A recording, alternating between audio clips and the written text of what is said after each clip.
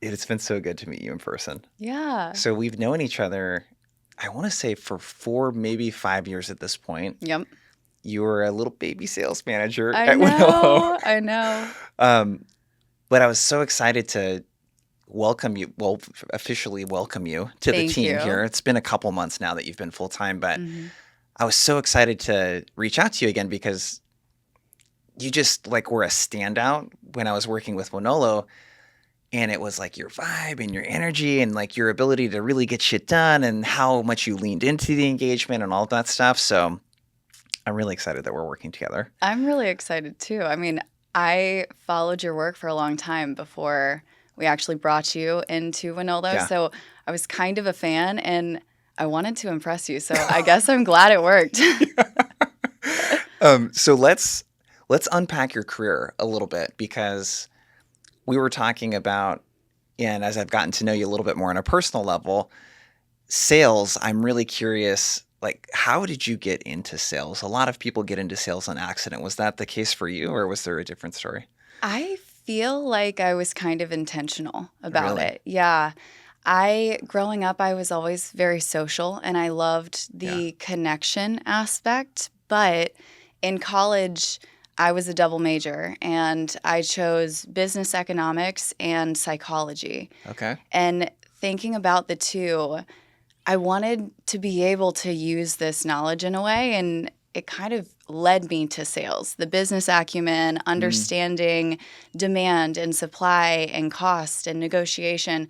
But then on the other hand, really understanding people and what they care about and how to yeah. motivate them. So it was this natural path. And I was an overachiever. I kind of still am. I'm in recovery for it. We're Yeah, we've working talked on about it. Yeah. But it. I went to a career fair my fall semester of my senior year. Yeah. And I walked out with an interview and then I walked out with a job. And Really? I didn't interview anywhere else. I just immediately got the This was offer. Insight Global? Yep, it was Insight Global. And so I had a job my entire last semester of college. I was just kind of waiting to start. Mm, And it was my entry point into sales. And I learned so much in such a short period of time. And that's where I realized how like hungry and competitive that I was in the sales world and how fun it was to hunt and pursue and close. That validation just kind of like sparked a fire for me. yeah. So was this first role, was there a lot of cold calling and Yeah. okay, yeah, So what did you think of that?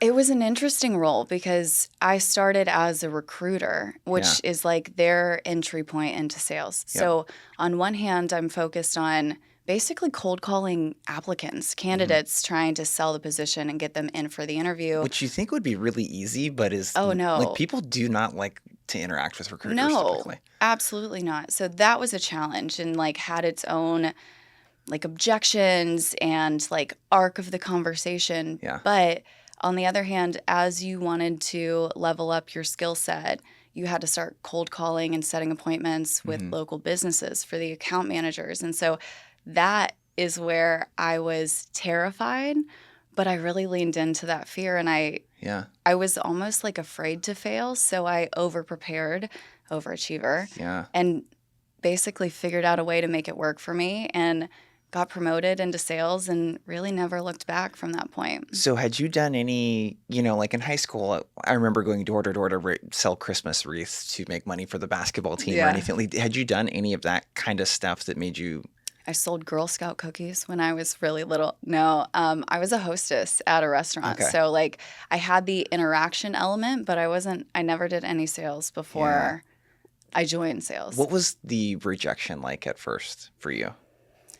Ooh, I think I had a lot of ego that I needed to work through at that point in my Really? early career. Yeah, Yeah. I was used to excellence as much as I could Hmm. control. And so when a meeting would flop, which happened, of Yeah. course, when I would like fail a cold call, that sat with me a lot longer than I wish it did. And I was really focused on like the fail points instead of what did go right and what I could learn from it. So Hmm. that took me probably like a month of like really struggling and breaking down my ego so that I could just kind of just see it as another at bat and keep it moving. So when you say ego, was this like I have to separate this failure, someone hangs up on me or rejects me or says they're not interested or whatever, separating that from like your own self-esteem in terms of like how you feel about yourself, like not taking it personally? Is that what it Yeah. was? Or Yeah. And I think the way I could describe it is like my early career, honestly, even up to probably a few years ago, Mhm. a lot of my identity was wrapped into this construct of success in my career. And I Mm, needed to be successful in my career because that validated my worth. And so yeah. when I would have these like failure points, it wasn't that I failed a cold call, it was that I wasn't good enough to do it in the moment, which I realize is not accurate. And I've worked through that. But that was a big challenge for me early in my career. Yeah, I think that this is a very common challenge for a lot of people in sales. I mean, to give the people listening some perspective, since Amanda's joined, she is literally working with our largest client right now, Hmm. iHeartMedia. So you've led all of the engagements with iHeartMedia after that initial pilot that I did. And I've worked with some really cool companies since then, but you've gotten to see now. And one of the things we talked about initially when we met was you said impact. I Yeah. really like what really intrigues me about this job is I'm not just, leading a team or doing enablement for my company. I get to do this with a lot of different companies and like really make an impact. And Hmm. so you've gotten to see a lot of that. I'm curious, do you see this showing up with our clients and the reps that we work with and the leaders that we work with? The fear of failure and Yeah. like, yeah, I see it all the time. And what's really interesting is one of the things that we do is we teach an entire new framework, and that's Yeah. uncomfortable to learn something and kind of deprogram the way that you've Yeah. It's a operationalized and lot seen of success. unlearning Yeah, for and sure. so when you try new things, especially like a new cold call framework or a new Hmm. cold call flow, and you're role playing, there's this moment of vulnerability where you do have to kind of put your ego aside. And I make mistakes in role plays all the time, but I see that it can really, really derail reps in the moment, and they're being really Yeah. hard on themselves. And my message in that moment is this is the place to fail. This is the place to Yeah. practice because I don't accept or expect excellence. I expect you to lean in, and I Yeah. expect you to get comfortable being uncomfortable because that's really where growth is. Man, there's so many different ways that I want to take the conversation. Yeah. I think the first thing, as we kind of go through your career, the stuff that you learned as a rep around, you mentioned role play, and really that's Mhm. it's kind of like the larger kind of theme there is around practice. Mhm. Yeah. And you were a cheerleader. Did you do any other sports? I was a cheerleader and I ran track, but really I just liked going to practices. I didn't Yeah. actually like the meets. The meets always kind of sucked because you're hanging out for 5 hours to do Yeah. like a 10-minute event or, Yeah. or an hour event or however long you had to run, And I just would get really, really Yeah. anxious. I would get so anxious. I just would do homework. Oh, I would pace back and forth and like try not to puke. So there's this really, in sports, there's this well understood concept of like, yeah, of course you would practice. You wouldn't just, run a 5K without like preparing for that. Yeah.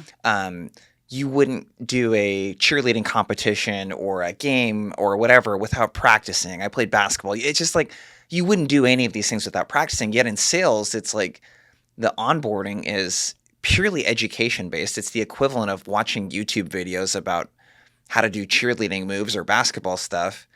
And then they just kind of throw you out in the wild to Good just luck. practice like on actual buyers. Like Mhm. the most risky way that you could possibly learn how to do something is how most sales reps learn. So can you walk through, this is a really key part of your success as a rep, Mhm. and share just some of the things that you've noticed and that you've taught some of the reps that you've worked with, whether in previous roles or in this current role. How do you think about practice and what impact has that had in your career? When I think about practice, first and foremost, I think about consistency, Hmm. because you can't just practice one time and be like, okay, Jason, I'm locked. I'm ready to crush this and Yeah. expect that it's going to be perfect every time. So the consistency, I think, is really critical there. And you know this, but I've seen that play out with my brother too. So my brother is a professional athlete, and Yep.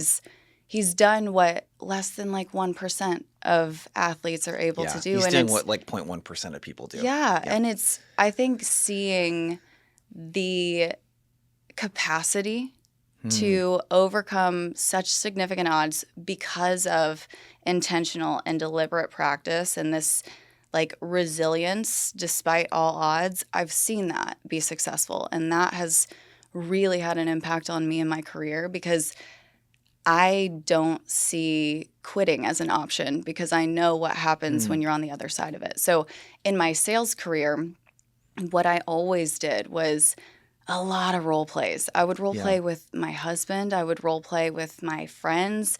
I would And this is just like practice. calls, Yeah. talk tracks, openers, Yeah, just because I anything you can think I do. was so afraid of the like negativity of the failure and rejection that I over prepared. And I think that's Yeah. probably a through line for me as well. But I would role play a ton. I would sit there and I would think about who I'm selling to, and I would physically write out my own scripts and just Yeah. practice it over and over in the car. I would voice record myself doing the scripts and play it on my Bluetooth in my car as I'm driving to work. Like, Yeah. this became kind of a ritual, and it was every day I am either role playing in some capacity, I'm listening to my own Yeah. calls, which is actually very uncomfortable to It's do, really hard. Yeah. because we have a tendency to be our own worst critic a lot of the Yeah. time. Plus And hearing your voice sometimes I is hate it.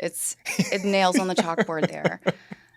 But what I really loved doing is hearing where the call went wrong, because I feel like I can diagnose my own calls, and Yeah. sometimes better than the way other people give feedback, because they're nice with their feedback, and I'm relentless with my self-feedback. So Yeah. I can pull apart what needs to change and then apply it immediately, because I'm doing this almost in real time.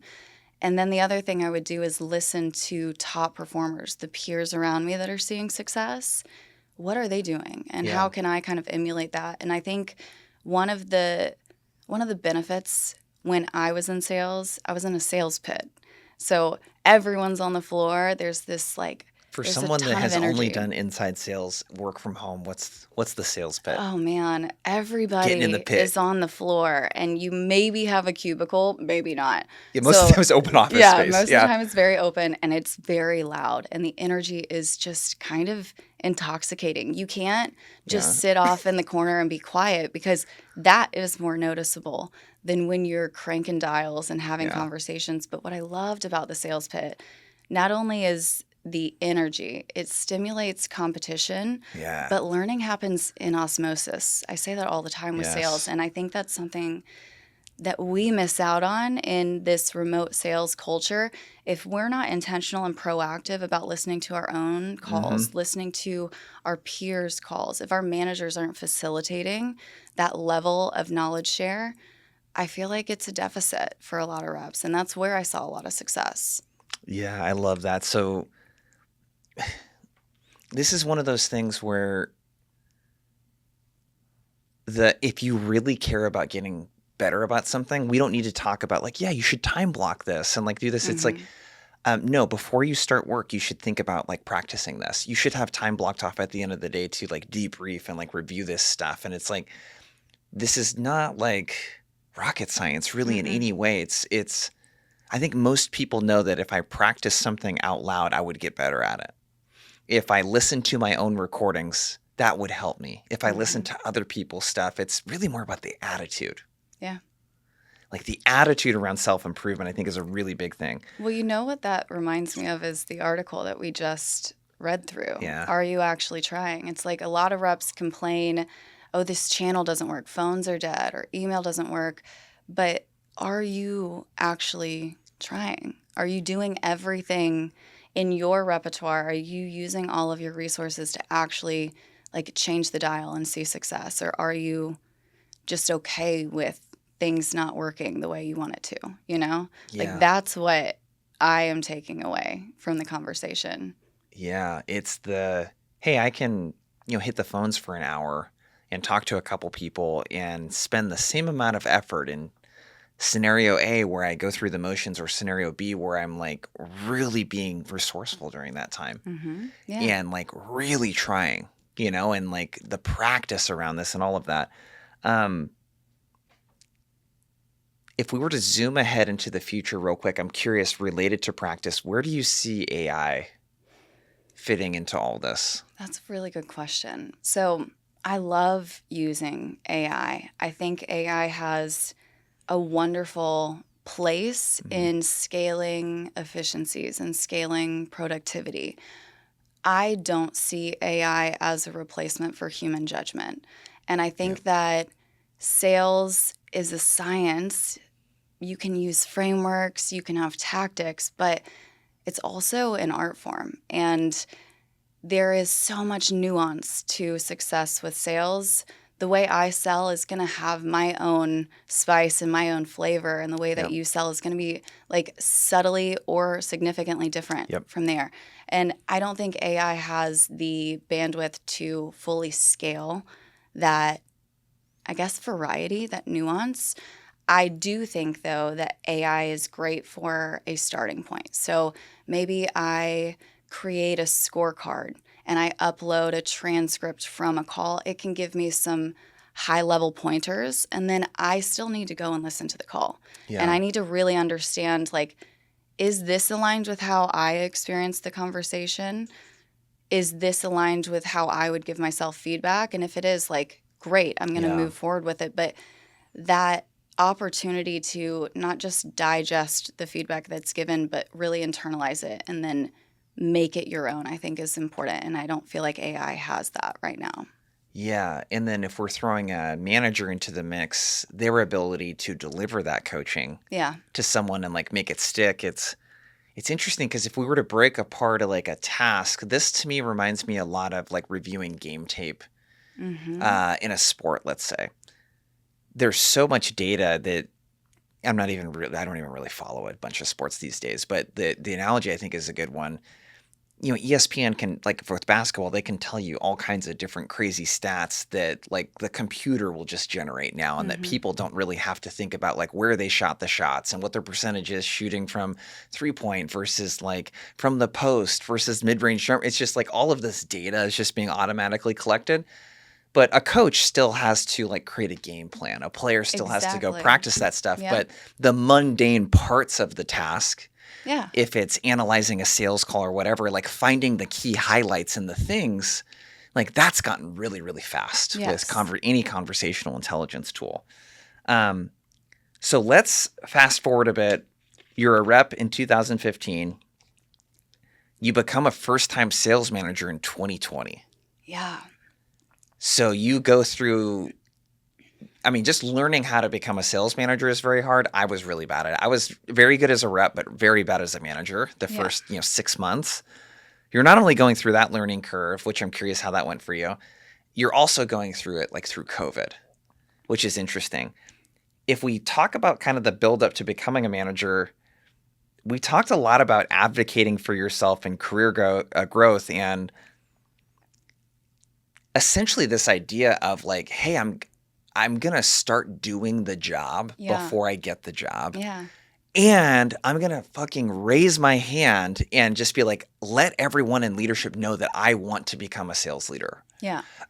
So tell us more about that. I thought that was pretty cool. Yeah. So and this maybe is another one of my ego moments, but I was a top performer. Okay. So I had seen consistent success as an AE. I was closing enterprise deals.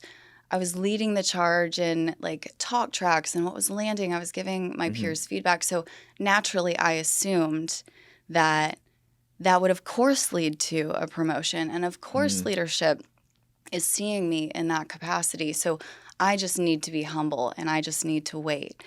And I think I had a moment where I realized if I don't advocate for myself, I'm going to get left behind. Yeah. And I had a kind of difficult conversation with my leader, and Jordan, Jordan. And Jordan is so funny.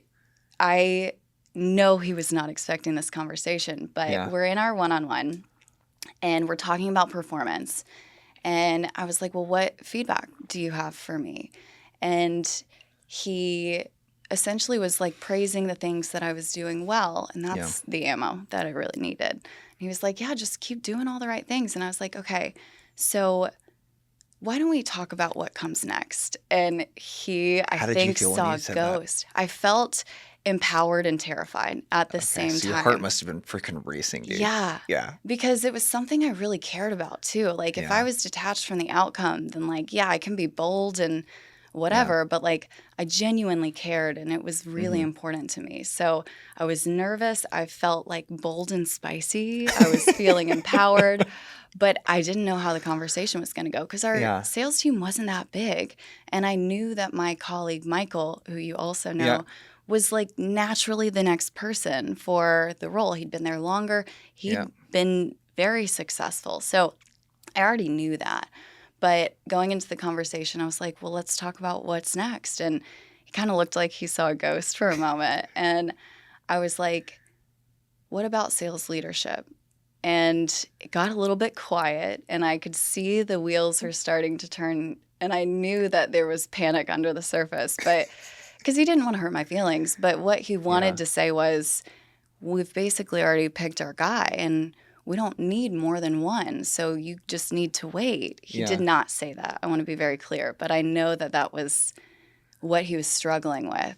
Yeah. And I said, I kind of cut to the chase because I didn't want him to feel this discomfort. So I was like, listen, I know that Michael is the guy. Like, there's no part of me that is trying to convince you otherwise or like circumvent his success because he deserves Yeah. it. And I fully, Circumvent. That's a good that's word. another one. I have Yeah. these thesaurus buzzwords. But I was like, I'm not trying to take anything from Yeah. him because I think he'd be a great leader. My goal, Jordan, is to make it impossible for you to not also promote me as well.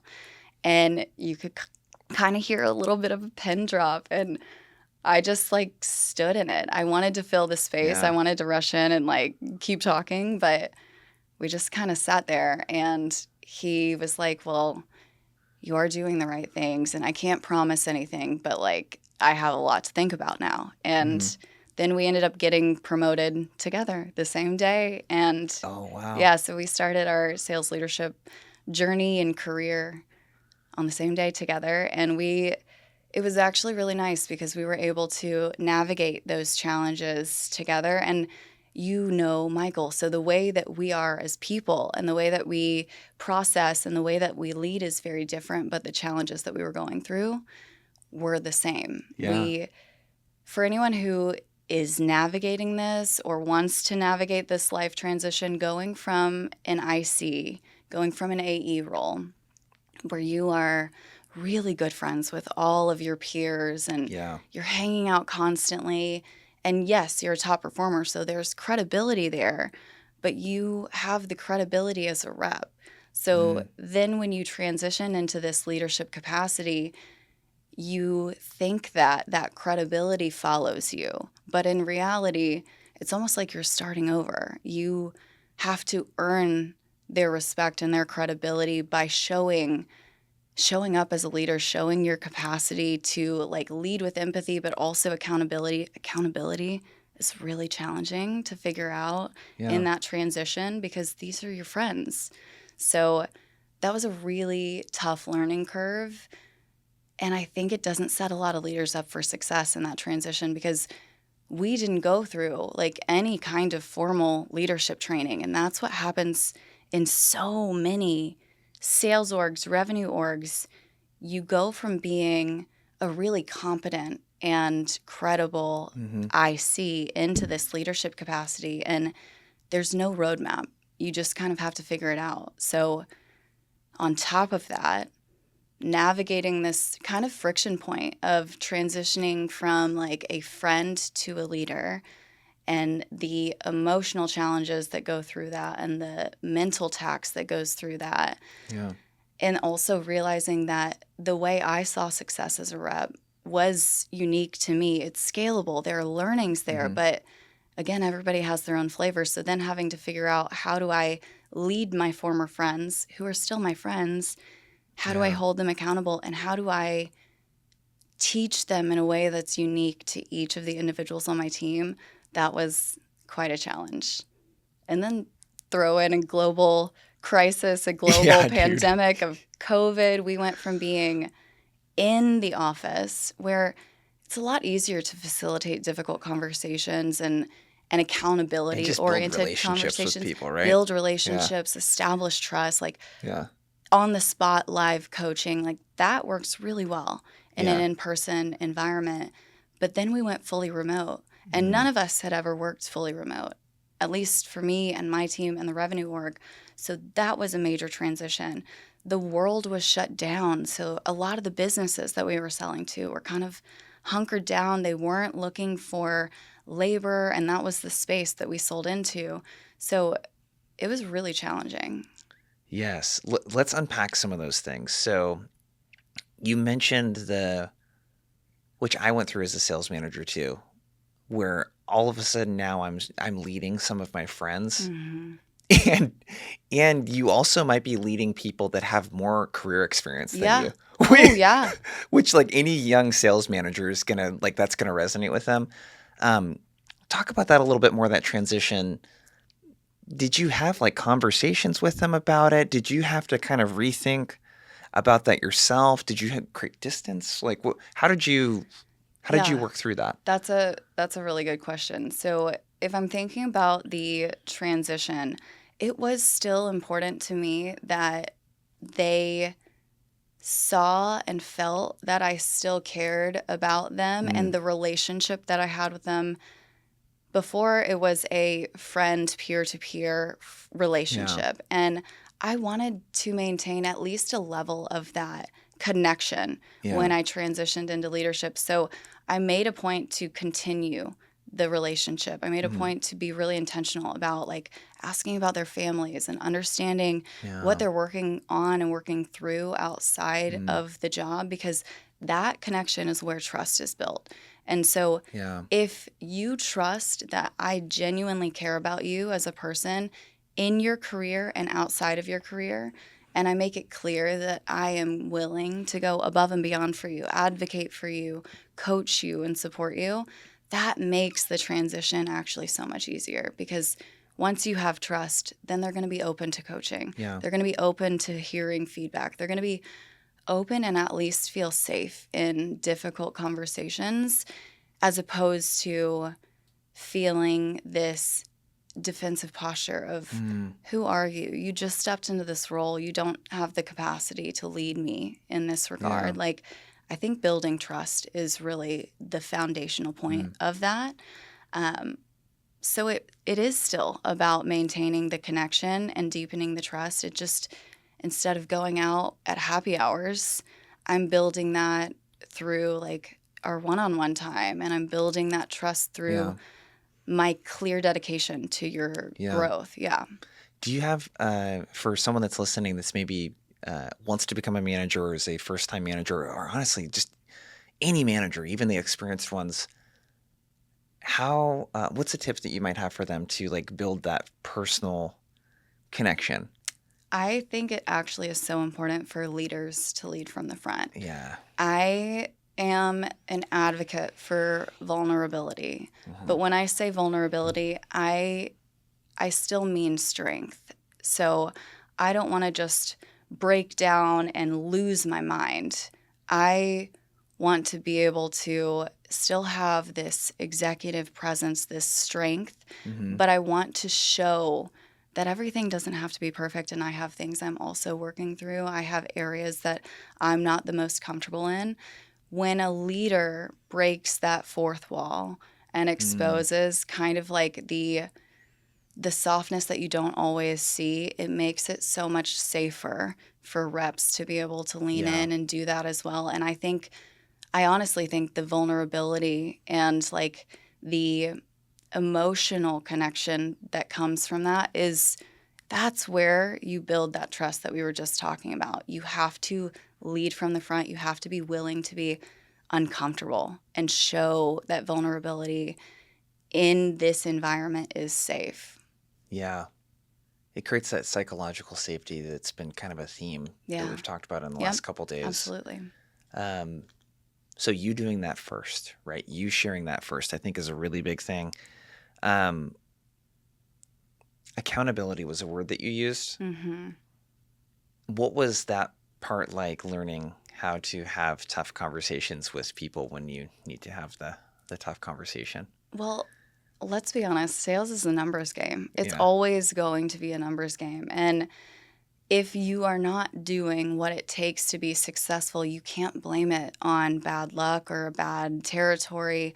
Like, there is an ownership mentality that high Yeah. performers have. And Mhm. it's, I'm going to be successful because I'm going to make it happen. Not, I'm going to wait for success. I'm going to wait for inbounds to land on my plate. So accountability is a natural counterpart to that. Yeah. Where I think a lot of teams get it wrong is this like one size fits all method of accountability. So I had actually a really big unlock when I kind of came across sales math and Mm. really individualizing what these numbers should look like for every rep on my team Yeah. based on their strengths, based on their actual numbers.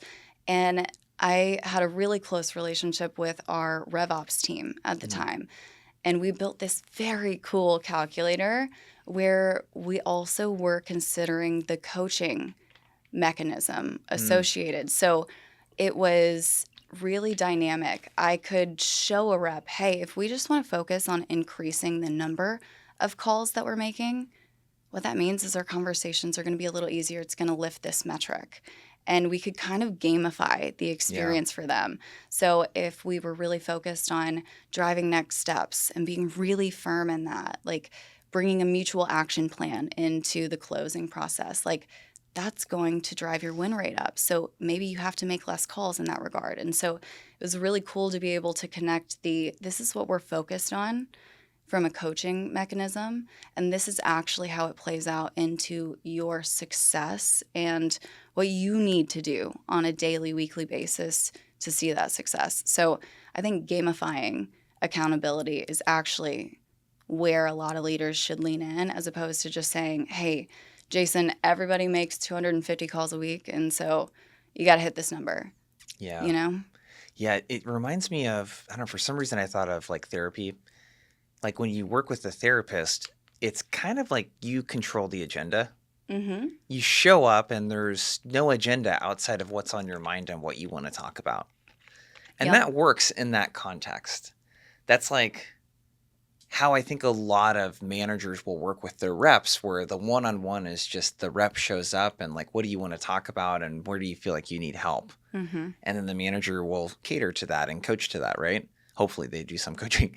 And what we're kind of talking about is more of like blending like training and coaching together, where there is a system Yeah.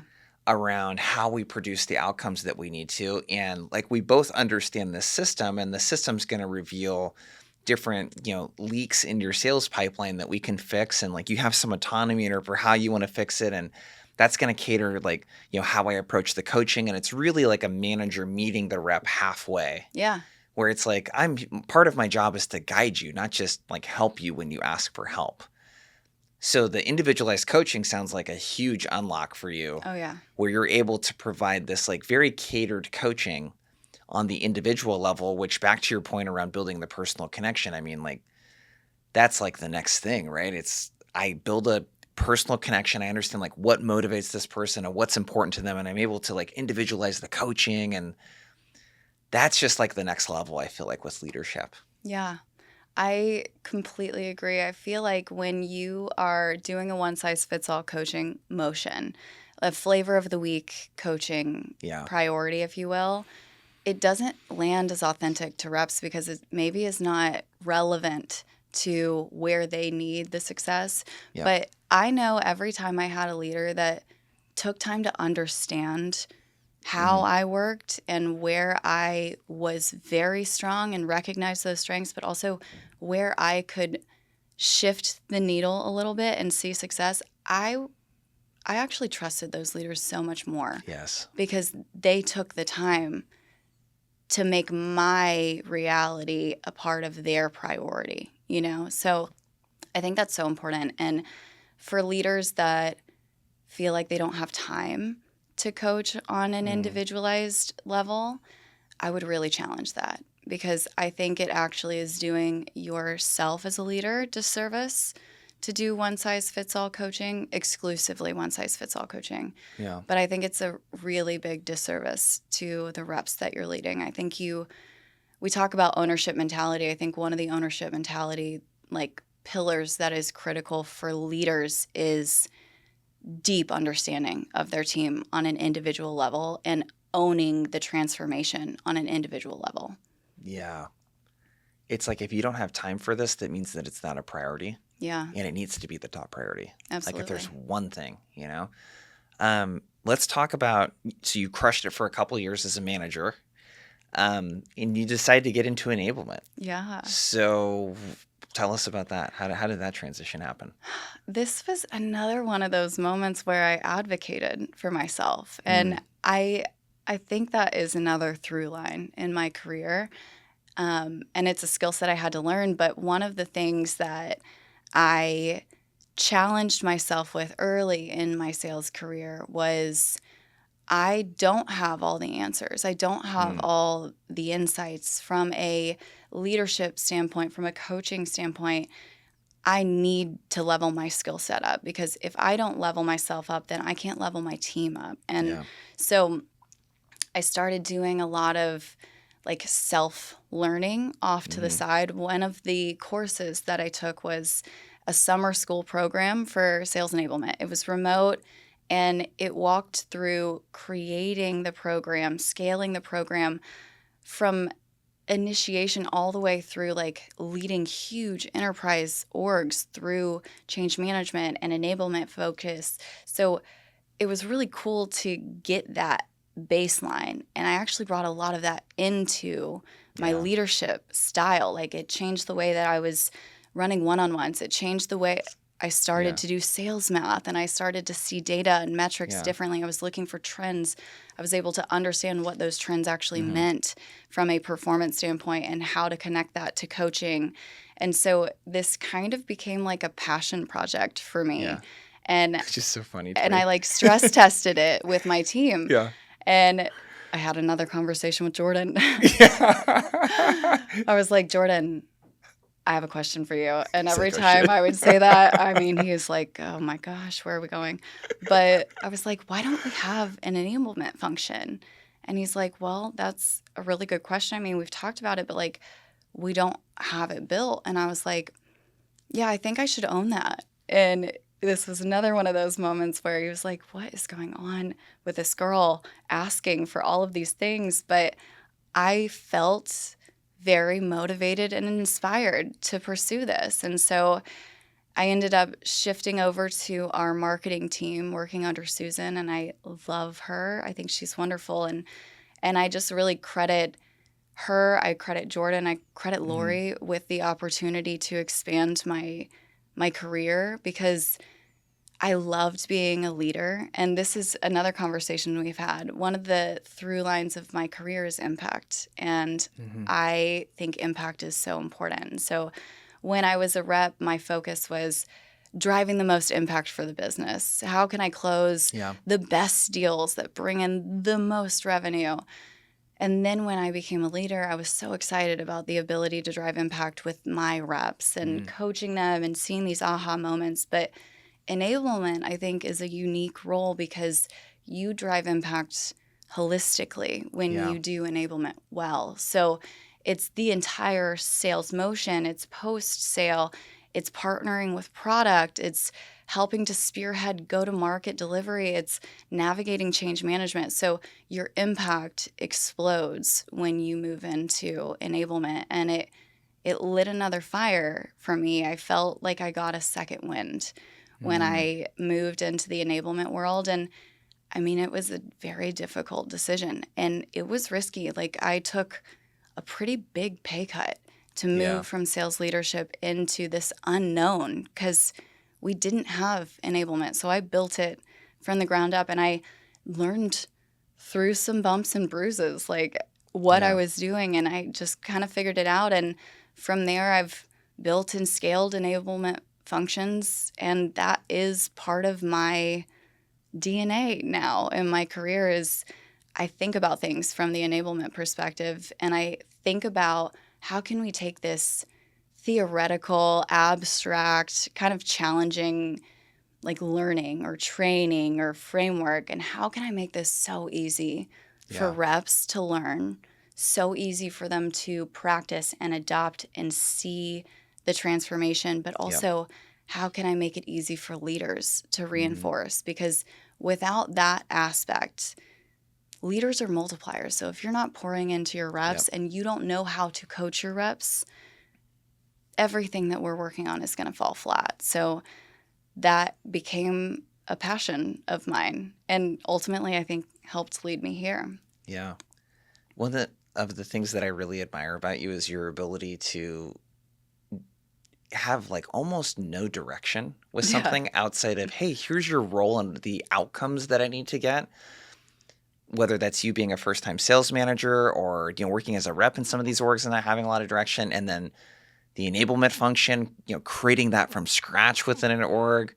I really admire that about you. The thing that you've crushed too is, for those of you watching and listening that have been a client before, you understand the journey that we have gone through from a curriculum standpoint. And when I was doing all of this stuff by myself, like when we met for the first time, there's a version of things that happen. And since you've come into the company, it's significantly up-leveled. I mean, our whole reason to meet framework and how we're able to really simplify like the messaging approach. And you've really spearheaded a lot of that. I have loved every minute of it. And it's selfishly, one of my favorite things about this project has been that I can input some of my DNA and some of my, like, I'm making an impact here, but it's not just making an impact with Outbound Squad. It's actually making an impact with every client that we work with moving forward. And that is the most exciting part of it all is I know what we've leveled up and changed has significantly impacted the teams that we've already rolled it out to. So I'm just so excited about the scaled success that our clients are going to see because the content was wonderful. I remember how great it was years and years ago when you led it for our team and just seeing the metamorphosis of the content. Metamorphosis. I know that's another one. Yeah. Just seeing how it's changed, but it hasn't changed. It's just become easier and it's become more scalable.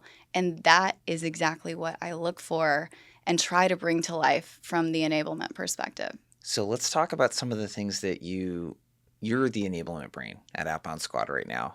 I'll own that. Let's talk about some of the themes around how you think about enablement. You've mentioned some of them.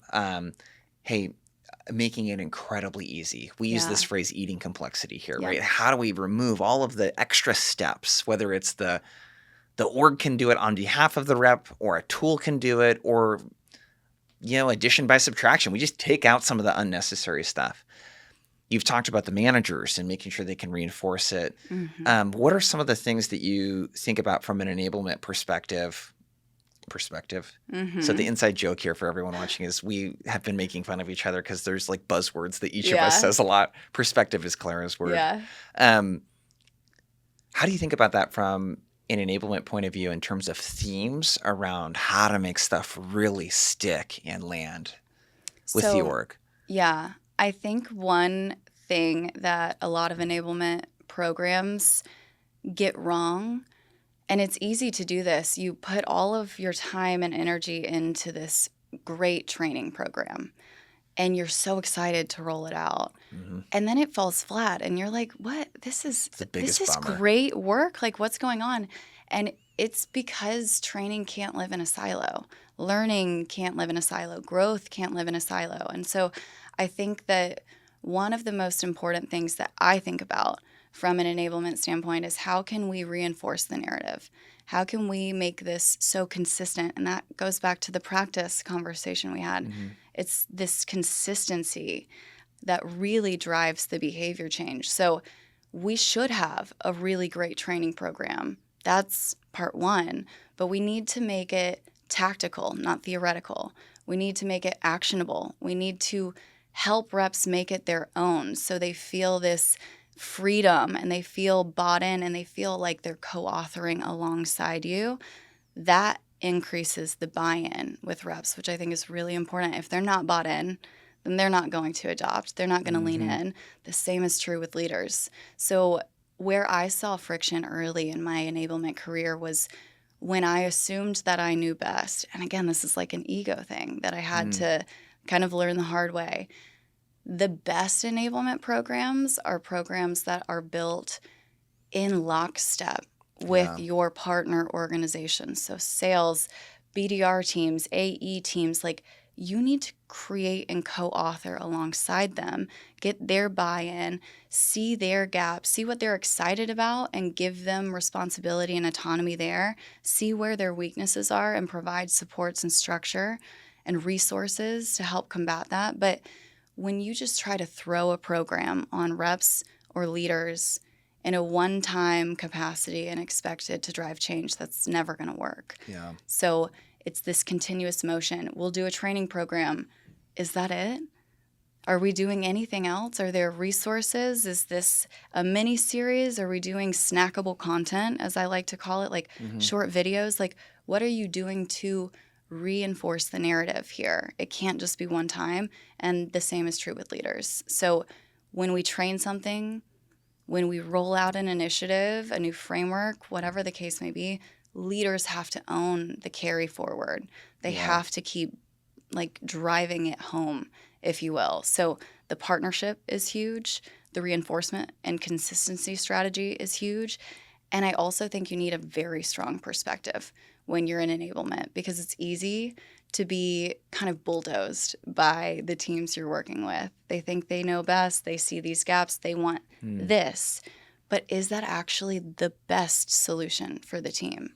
Does the team need like discovery training or do they need to focus on like trap questions? Like do they need to set better expectations when they're booking the meeting? Do they need to refine the qualification process or is it discovery? Like really being able to understand the trends and the gaps, have a point of view, surface that to leaders and really partner and lean in. I think that is what sets enablement teams up for success. Yeah, the co-authoring is big. Yeah. You've seen that's a big part of how we do things. It's, Absolutely. Hey, we need to spend 3-4 weeks customizing the content with you. We're going to come with a really strong point of view on what we think things should be and sound like and all of that kind of stuff, but you need to participate in the creation of it for sure. And then it needs to be built with reinforcement in mind.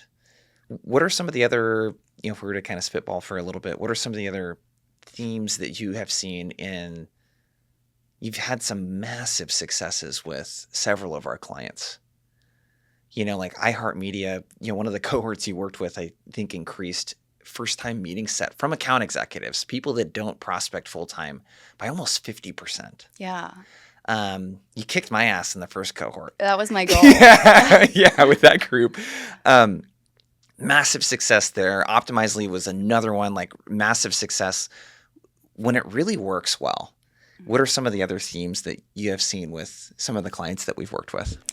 I actually think there's a theme that I've seen with our clients, but I've also seen like externally as well. It's around change management. So especially for teams that don't have a strong pipe gen motion, where outbound is not built into the culture and the DNA of the sales team, that's actually quite a friction point to lean in. And it almost feels like a 180 for reps that have never really had to do a lot of prospecting and then flex this muscle and be expected to be excellent at it overnight. And a lot of the times the goal is lofty, like 2-3x pipeline within a very short window. Yeah, people want to do it within the quarter. And you don't always feel like you have the tools to do that. And so I think change management actually is really critical, and it's Mm, so easy to get wrong. And co-authoring is actually a big part of change management. When you yeah. bring the impacted team members into the fold and at least give them the capacity to have an opinion and share that Hmm. opinion and shape the direction, that really changes rep mindset. And I think that's something that we do really well Yeah. because when we are in our workshops, yes, I've got frameworks, I've got examples, but I want you to make it your own. I want you to practice it and you give me Yeah. feedback. And then let's riff on how we can make it better. How can we make it more authentic to you? So now you trust that I actually care about your growth and your experience. I'm not just trying to force something on you and say, "Hey Mm. Jason, good luck, figure it out. This is the way we're doing it moving forward." You Yeah. know? The make it your own is something you've brought up a couple times. Yeah. And could you share some of the stuff that you've been working on recently with the content we've been revamping around this idea of like what is a framework that allows someone to make something their own versus, if we're using cold calling example, hey, here's the script, here's your permission based opener, your PBO, Yeah. say this. How have you seen through your career and just kind of recently with some of the stuff that we've been working on, like what does that mean to help someone make it their own, and like what does a rep need from us and from enablement in order to have something that they can make their own? Yeah. So when I think about making it your own, I never worked well when someone gave me a script that I needed to follow. Yeah. I needed to understand what's the script accomplishing? What's the story it's trying to tell? And how can I tell that in my own authentic way? Hmm. And I think that is something that we bring into everything we do. So we've got frameworks that break out how do you do a permission based opener? How do you do an RTM, a reason to meet?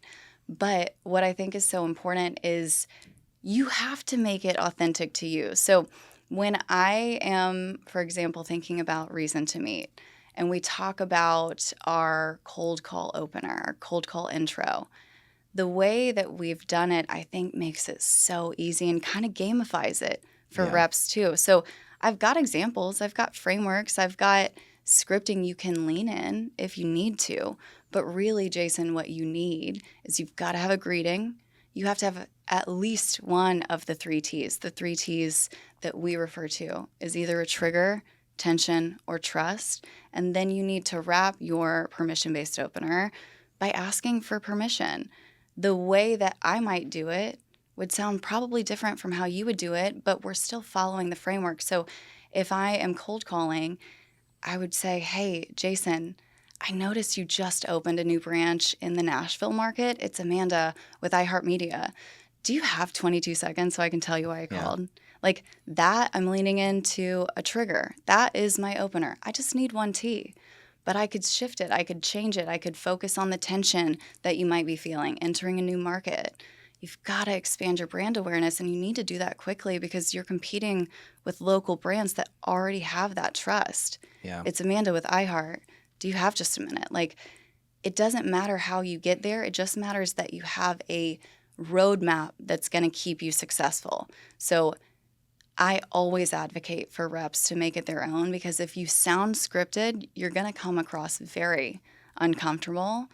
And I never want a rep to sound like an AI robot on the phone. I want them to Yeah. sound like their human self. Yes. And one thing that we've talked about a lot is this why, what, how framework, Mm-hmm. where anytime we're teaching something, they have to understand the why, which is like the objective. If we're talking about the intro of the cold call, it's like the objective is like I need to like make an entrance and get permission and pattern interrupt usually Yeah. in some sort of way to like get them to understand that I'm calling you on purpose. I researched you. I'm not like every other sales rep. Like give me like a minute or two to just like share why I'm calling you because there's this really good reason.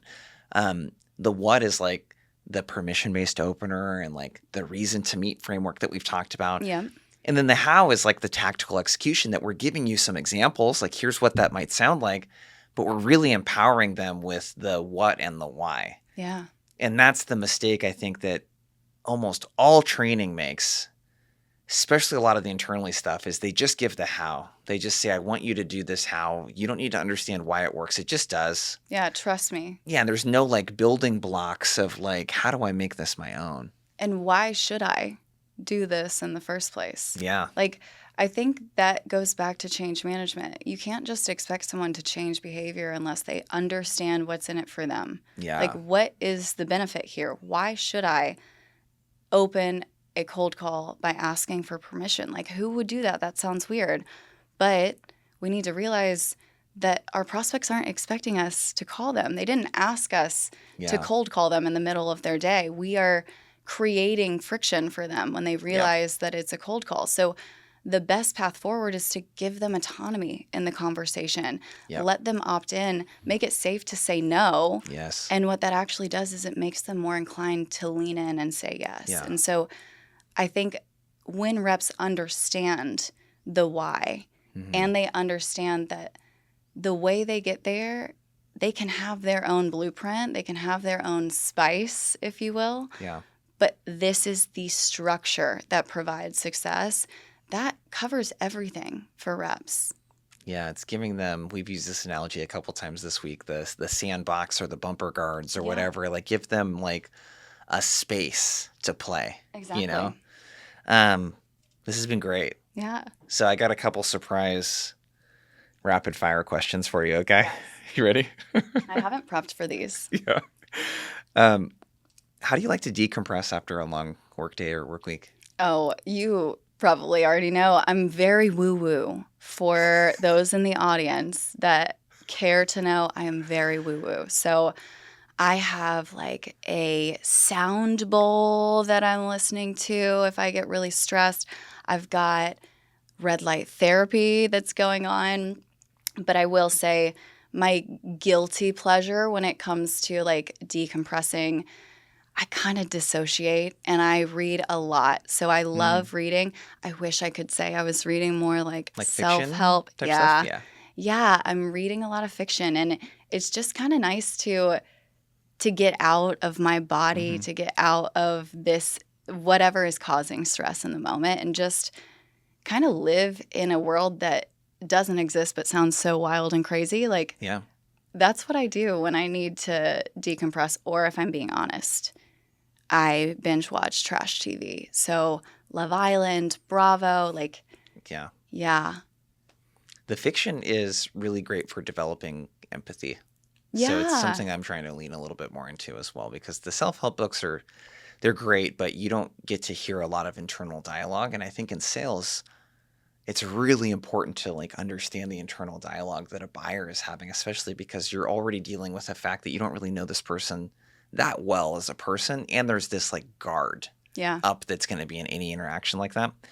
What's one thing you have to bring with you on a work trip when you're traveling? Oh, that's a really good question. Let me think about this for just a second.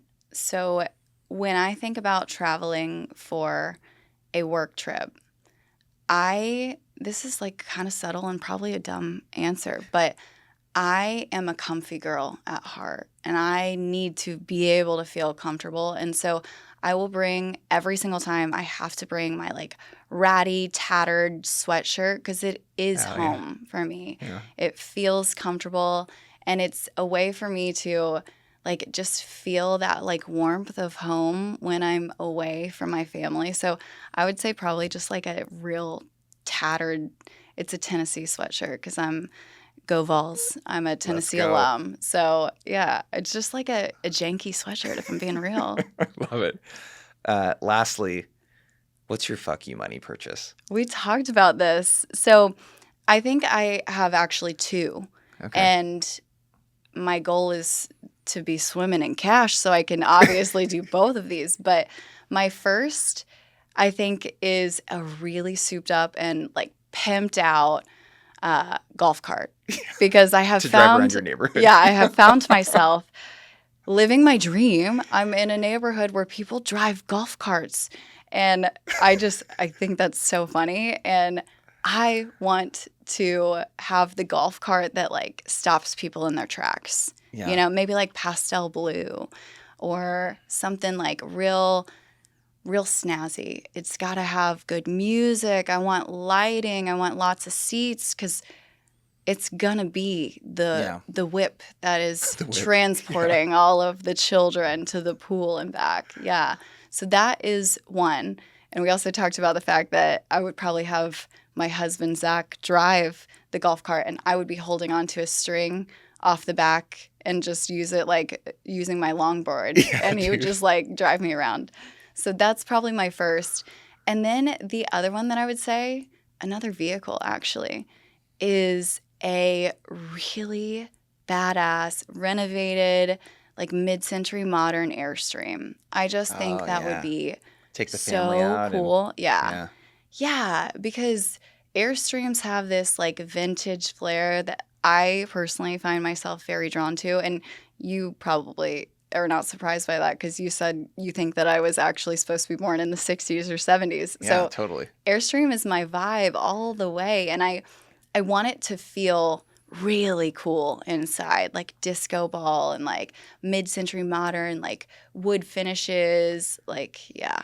Hell yeah. So those are my purchases that I'm manifesting it now. My woo-woo side is going to manifest Yeah. both of these purchases. I don't know when. Yeah. It's not really my call, but it's coming. I love it. Before you take off, where do you want people to go to connect with you? I'm on LinkedIn, so I would love to connect with anyone on LinkedIn. I'm trying to do a better job of sharing my voice and sharing my perspective, not for any gain other than putting myself in an uncomfortable situation Yeah. and honestly just leading with a little bit of vulnerability to make it a safe space for others to feel Yeah. like they can find their voice and do that. You have a lot of really, really great things that you share with our clients, and I'm looking forward to getting stuff like this is kind of the start of that. I'm looking forward to getting more of this out Yeah. on you. So I want to yes, challenge myself there for sure. it's great to have you on. Thank you. It's Cool. been so fun.